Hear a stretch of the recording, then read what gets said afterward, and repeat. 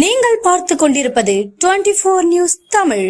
வணக்கம். 24 நியூஸ் தமிழ் செய்திகளுக்காக செய்தி வாசிப்பவர் வித்யா. பெருந்தலைவர் காமராஜர் தொண்டர் எத்திராஜுலு MLC அவருடைய 106வது பிறந்த நாளை முன்னிட்டு அவருடைய திருவுருவ சிலைக்கு மாலை அணிவித்து மரியாதை செலுத்திய வீரபத்திரர் ராஜகுல பேரவை சென்னை திருவொற்றியூர் காலடிப்பேட்டை கவரை தெருவில் அமைந்துள்ள பெருந்தலைவர் காமராஜரின் தொண்டர் மறைந்த எத்திராஜுலு MLC அவருடைய 106வது பிறந்த நாளை முன்னிட்டு அவருடைய முழு உருவ வெண்கல சிலைக்கு வீரபத்திரர் ராஜகுல பேரவை நிறுவன தலைவர் வசந்தன் தலைமையில் 100க்கும் மேற்பட்டோர் கலந்து கொண்டு மாலை அணிவித்து மரியாதை செலுத்தினர். இதனைத் தொடர்ந்து அப்பகுதியில் உள்ள மக்களுக்கு உணவு வழங்கப்பட்டன. இதனைத் தொடர்ந்து செய்தியாளர்களிடம் சந்தித்து பேசிய வீரபத்திரர் ராஜகுல பேரவை நிறுவன தலைவர் வசந்தன், இன்றைய தினம் எத்திராஜா ஐயா அவர்களின் 106வது பிறந்த நாள் விழா. இதற்காக வீரபத்திர ராஜகுல பேரவையின் சார்பில் மாலை அணிவித்து அன்னதானம் வழங்கும் விழா இந்த நாளில் சிறப்பாக நடைபெற்றது. அடுத்த கட்ட கோரிக்கையாக எங்களுடைய சமுதாயத்தின் பெயர் மாற்றம் ராஜகுலத்தோர் என்று பெயர் மாற்றி இந்த அரசாங்கம் அறிவிக்க வேண்டுமாய் இந்த தருணத்தில் ஐயா எத்திராஜா அவர்களின் பிறந்தநாள் விழாவின் முன்னிட்டு இந்த தமிழக அரசுக்கு, இந்திய அரசுக்கும் இந்த வீரபத்திர ராஜகுல பேரவையின் சார்பாக ஒரு கோரிக்கையை வேண்டி விரும்பி வைக்கிறேன்.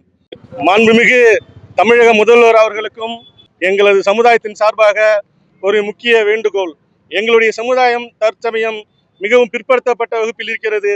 அந்த நிலையை அப்படியே தொடர்ந்து எங்களுடைய சமுதாயத்திற்கென்று 5% உள் இடஒதுக்கீடை இந்த தமிழக அரசும் அளிக்குமாறு எங்களது பேரவையின் சார்பாக முக்கிய கோரிக்கையாக வைக்கிறேன். எத்திராஜ் ஐயா அவர்கள் கடலூர் மாவட்டத்தில் பரங்கிப்பேட்டையில் பிறந்தார். அவர் 1919 அன்று செப்டம்பர் இதே நாள் 19 பிறந்தார். அன்றைய வருடம் 1919 ஆனது ஒரு முக்கியமான ஒரு நிகழ்வு நடந்திருக்கிறது, ஜாலியன் வாலாபாக் படுகொலை. அன்றைய தினத்தில் நம்ம இந்திய நாட்டில் உள்ள மக்கள் அனைவரும் மிகவும் போராட்டமாக அறிவித்த வருடம்.